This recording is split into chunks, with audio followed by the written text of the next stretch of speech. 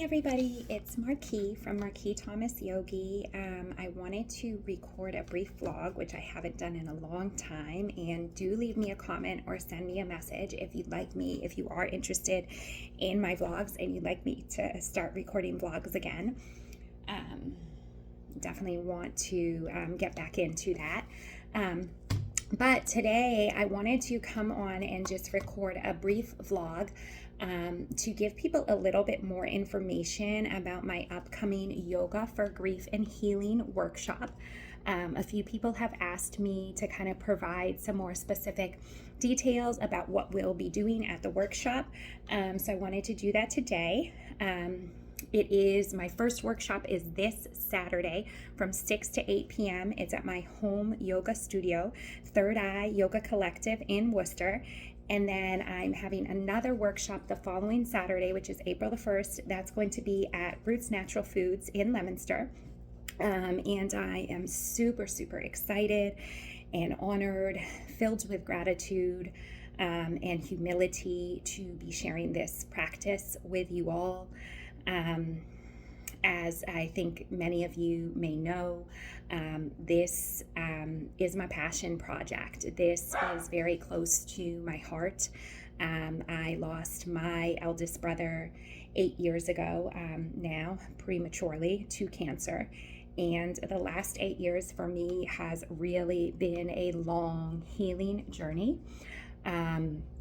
Of using multiple practices and modalities and tools to begin to heal my broken heart and to begin to fill that void in my heart with things that make me feel alive and make me feel happy and joyful. And as we know, it's always a journey. It's always a process. I still struggle a lot with my grief, not struggle, I shouldn't say struggle because that's not the word I'm looking for, but I still deal with it regularly. And we don't get over these experiences, but we eventually begin to come through them.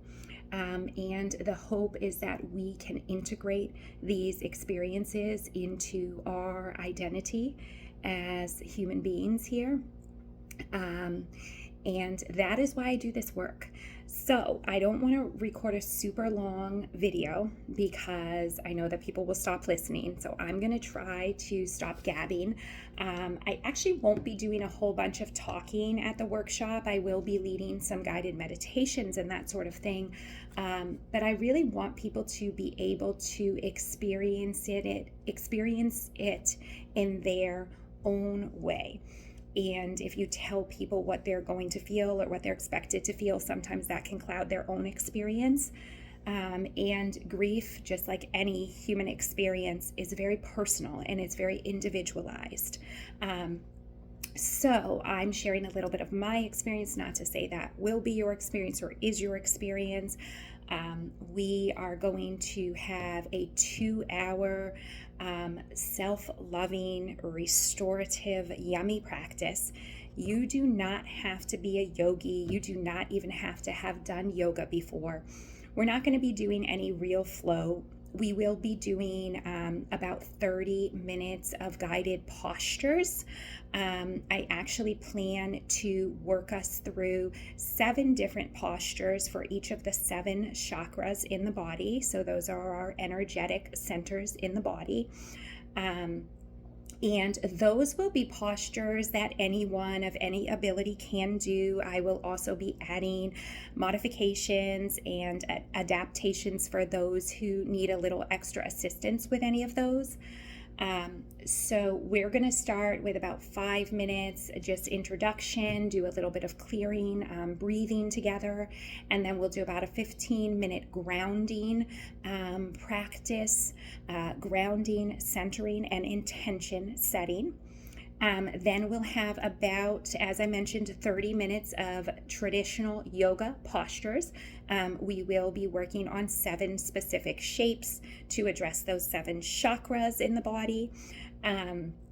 And again, I will modify those as needed, no need to worry.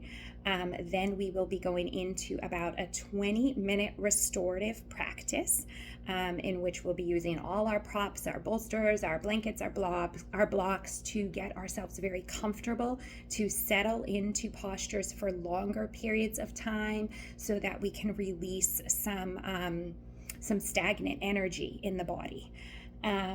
Finally, we'll be going into about a 30-minute guided yoga nidra practice. If you're not familiar with yoga nidra, it is the yoga for sleep, but we're not sleeping. We're staying awake during this process. It's actually a process designed to get you into a hypnagogic state.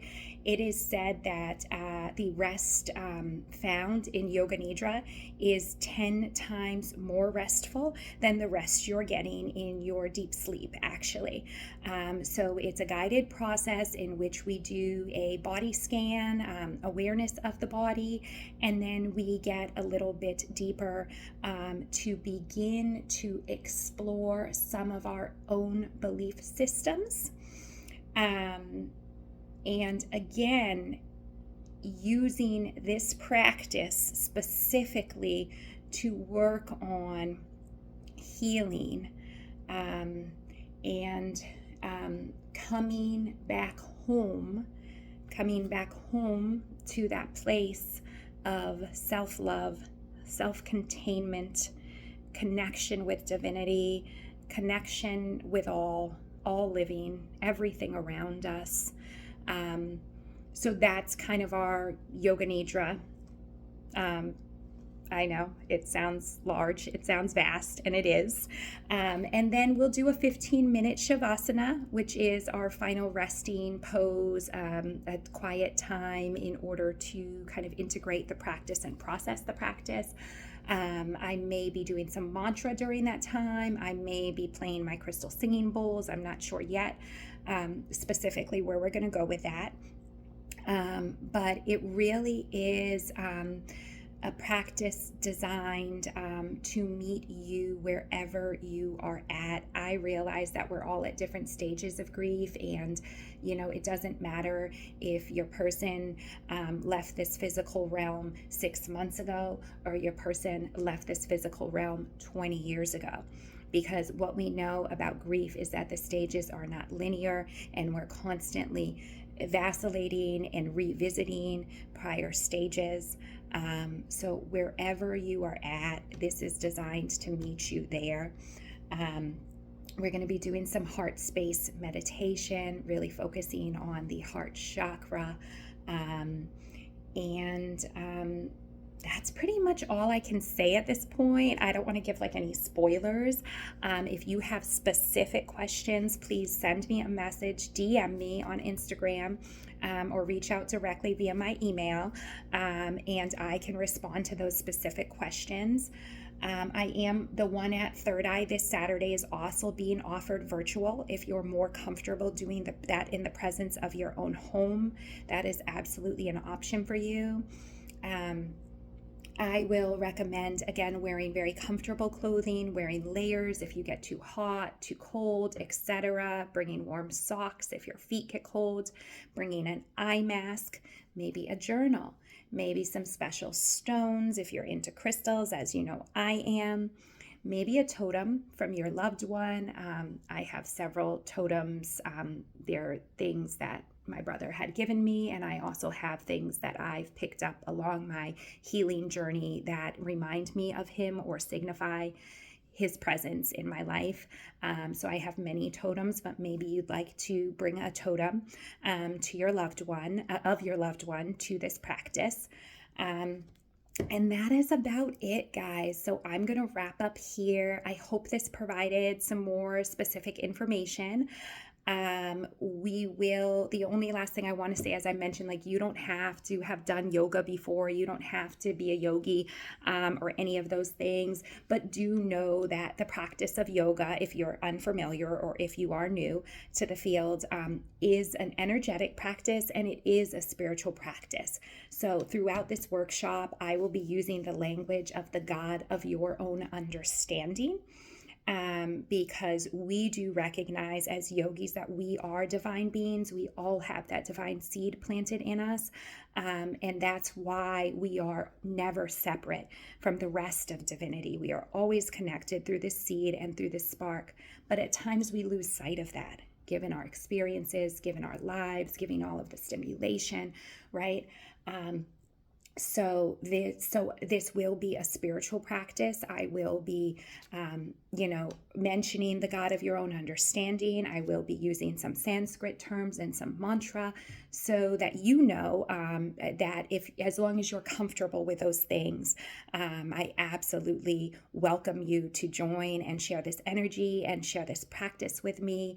I am busy preparing this week and getting everything ready for you guys, and I can't wait to see you this Saturday. Thank you so much for sharing your time and your energy with me. Namaste.